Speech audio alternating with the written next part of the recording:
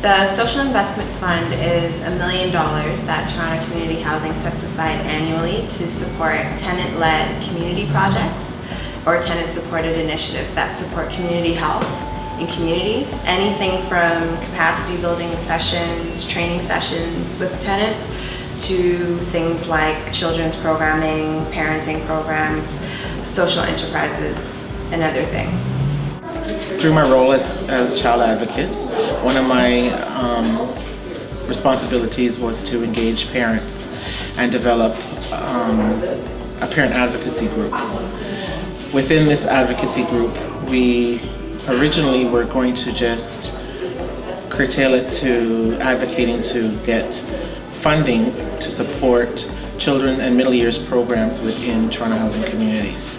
What evolved was the need for capacity building training for our tenants to be able to engage other community agencies and perhaps even to implement their own programs on site. We have found that we have similar needs in the community, and especially when it came to women, there's no support and there for women in our community, and that is basically how this whole project formed. It came about coming together. We're going to start this project off hopefully with the Maybell community. We're hoping that the SIP funding comes through for a project. And so Humber College came into play because they were approached as a partner to deliver the training and the support to our tenants to be able to do just that. We want to be able to educate our children, the children of African descent, about Africa. The way we Africans are raised in Africa, we want to incorporate it with Canadian culture. We believe by putting these two cultures together, our kids will get a better understanding of who they are and where they are going in future. Because some people don't understand the African culture, and even our own children do not, some of them cannot even speak the language or understand or know other stuff, but I think it will be fun for them to know and also teach their friends, and it will give them, boost their self-confidence about Africa, and also it will make them feel proud of themselves as Africans. We want to change the stigma they have about our young youths growing up in society of today, and we want to be role models to them, whereas they themselves could be role models to the younger generation that's coming up. And we'd like to reduce the fear in our communities, because there is a fear. We want to use arts to bring kids from 6 to 12.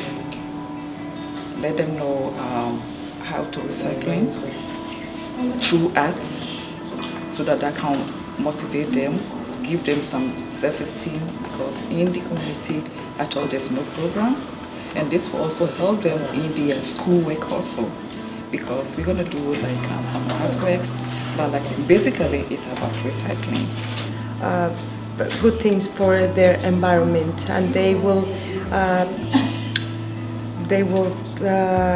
transfer this knowledge to their community, to their family, and it's better for PCH. Our project, we're called WOMB, Women of Many Backgrounds. We've decided to name it WOMB because it symbolizes growth, it symbolizes rebirth, it symbolizes nurturing, and we thought of this together as a group. Our community group is called Community Parent Support, and what we are here to do is offer support to families that are going through struggles right now and challenges. In order to carry out, meeting those needs and bringing about those changes, I think that was the most valuable piece of our course. Yeah, I think it's a workshop that actually put together how you actually work on the small aspects of bringing the whole funding together. The things that we may not seem as important, especially like budgeting, even though we sat down and we formalized the budget, we realized how much more in details we had to go with that and the accountability part of that. So I think that is very important. I think we also found out that evaluating ourselves throughout the process is also very important because that also helps us with our accountability part of it. I'm a tenant rep in my community, and it's very, well, this is my first year. Well, I'm getting to learn how to go about doing things in my community, helping the communities and getting their opinion so that I can bring it to the meetings so that they could address the issues. We think with our aim and the thing what we want to achieve, it will be able to help them to reduce the amount of recycling and also for the city and then the world as a whole, so that like within our small world, we'll be able to help there and then the knowledge will be able to transfer to other areas within the community and then as a town as a whole. Well, we hope to be I want to say, the driving force behind women in our community coming together culturally, joining their forces together, building leadership skills, being able to bridge gaps and break down some of the discriminations that we feel have been against women in the communities. So it was an amazing opportunity that I got to actually go out and meet with the women in the group at Humber College, and I was really struck by their passion and commitment to their community and community building.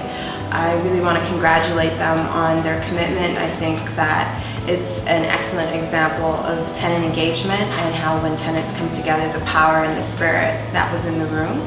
I'm looking forward to actually working more with them to engage in grant development and grant writing and capacity building. I think the sessions were great in preparing them to actually write grants, not only to the Social Investment Fund, but to other grantors. And so I think it's fantastic. And once again, I just wanted to congratulate them for their participation and wish them the best of luck, both with SIF and other grants.